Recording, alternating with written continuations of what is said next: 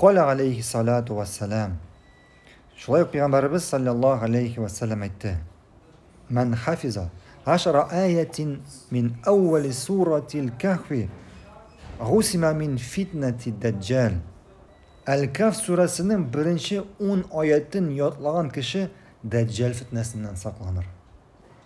Jir şarına kilüşü en zor fitnelerinin birisi Deccal fitnesi. Deccal fitnesi. Hem Peygamberimiz sallallahu aleyhi ve sellem haber etkençe Deccal çıkacak kıyamet günü olduğundan. Kıyamet günü olduğundan çıkacak hem jir şarın eğlenip çıkacak. Jir şarın eğlenip çıkacak her bir şehirge, her bir avluğa girecek. İlle bardı kira almayacak Deccal nindi şehirge? Mekke'ge hem Medine'ye. Hem bu Deccal şunday alametler ko'rsatar. Qurulluk bo'lgan yerda yağmur yağdırır. Yağmur yağgan yerda qurulluk çıkarır. Qurulluk getirir. Yerden ölenler çıkarır. Altınlar, boylıklar çıkarır. Kuttan ut düşürür. Ölgen kişini tiriltir hatta. Hem bu en zor fitne bulaşan yerda. Hem bir köp kişi şu Deccal ortadan yarışacak. Çünkü o özün min Allah deyip ilan edecek. O aytacak min Allah deyip. Hem şu alametlerini ko'rgach kişi ona yerir.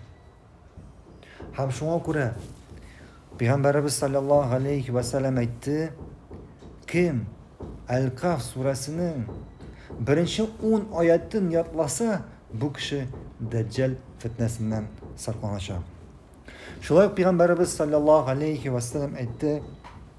Men khafa adlece. Kim korka ikendi tünne barsın. Bu sözlerin manası birat Arap yerlerinde, Afrika yerlerinde gün ısı, gündüz ısı, şulden kişi gündüz bara almayın. Şuna göre Peygamberimiz sallallahu aleyhi ve sellem kim korka ikendi tünne barsın. Şolay Peygamberimizin başka hadisleri var. Eğer kişi tünne yolga çıka iken, ferişteler bu yolunu kıskartalar. Bu yolunu türeler, kıskartalar. Haminde bir yerde tünne yolga çıkan kişinin ihtibar etkeni vardır. Belek zorguna oranı kıska vakitte otup bula. Hem bu Allah'ın mucizalarının birisi. Hem şuna göre Peygamber sallallahu aleyhi ve sellem men khafa adlece. Kim korkayken tünne barsın. Ve men adlece belagal menzil. Hem kim yolga çıkayken de sebeplerini kılayken o indi barası yerine barga tilegen yerine erişecek. Özünün yurtuna erişecek. Ala inne silatallahi galiye. Şınlıkta Allah'ın tavarı kıymet. İnne silatallahil cennet. Allah eşinlikte Allah'ın tavarı o cennet. Allah'ın tavarı o cennet. Haminde galimlerimiz ayda Allah'ın tavarı yani kim Allah'a imtilayken yani